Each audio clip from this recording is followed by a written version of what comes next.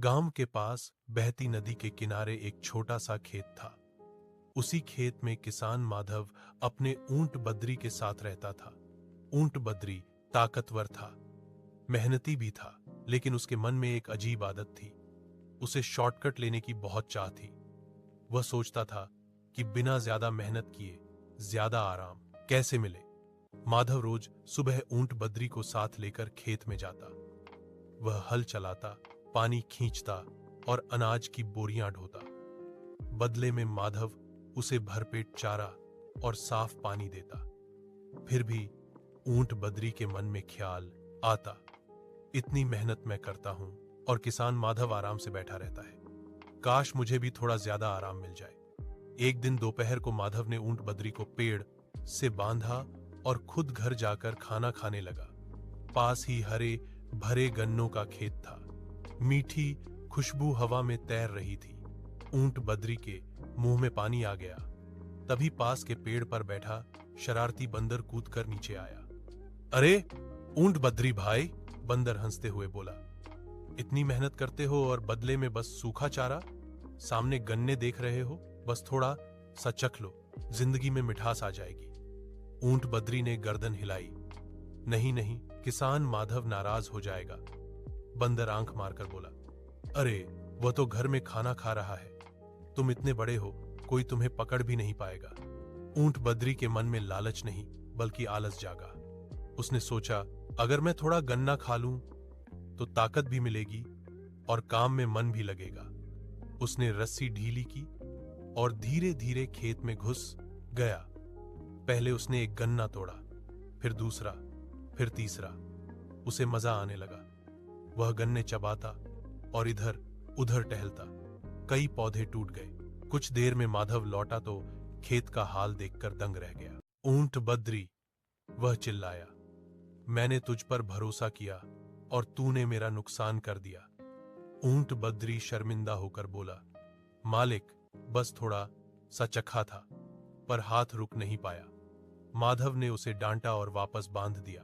खबर जंगल तक पहुंची। जंगल का राजा शेर वीर सिंह को जब पता चला तो वह खुद देखने आया। शाम को शेर वीर सिंह खेत में आया। उसकी दहाड़ सुनकर सब चुप हो गए।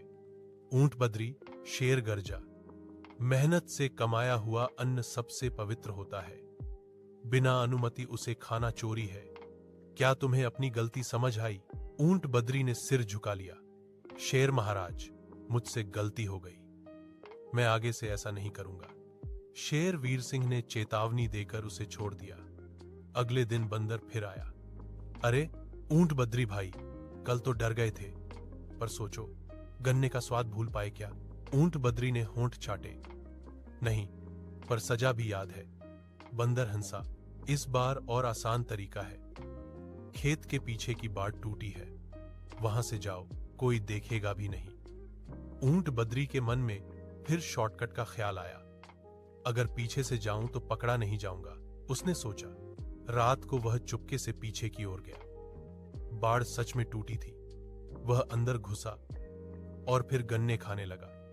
लेकिन इस बार किसान ने पहले से ही जाल बिछा रखा था। ऊंट बद्री का पैर रस्सी में उलझ गया और वह गिर पड़ा। तभी झाड़ियों से शेर वीर सिंह निकला। मैंने चेतावनी दी थी, वह बोला, फिर भी तुमने वही गलती दोहराई। बंदर पेड़ पर छिपा कांप रहा था। माधव भी वहां पहुंच गया। शेर महाराज, मैं इसे फिर मौका देने को तैयार था, पर इसने फिर धोखा दिया। शेर वीर सिंह ने फैसला सुनाया, गलती करना स्वाभाविक है, पर उसे दोहराना कमजोरी है। ऊंट बद्री को कुछ दिन दोगुना काम करना होगा, और बंदर, तुम्हें जंगल की सभा से बाहर रखा जाएगा। कुछ दिनों तक ऊंट बद्री ने कड़ी मेहनत की। उसे एहसास हुआ कि शॉर्टकट का लालच ही असली परेशानी है। बंदर भी अकेला पड़ गया।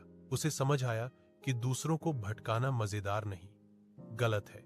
एक दिन ऊंट बद्री ने किसान से कहा, मालिक, अब समझ गया हूं कि मेहनत का साधारण चारा भी मीठा होता है और चोरी का गन्ना कड़वा। किसान माधव ने उसकी आंखों में सच्चाई देखी और उसे माफ कर दिया। धीरे धीरे सब ठीक हो गया। बद्री अब बिना शिकायत के काम करता। गन्ने की खुशबू आती तो वह मुस्कुरा कर कहता, मीठा वही जो ईमान से मिले। और बंदर उसने अपनी चतुराई का उपयोग अच्छे कामों में करना शुरू किया। खतरे की सूचना देना और बच्चों को पेड़ों से फल तोड़कर देना।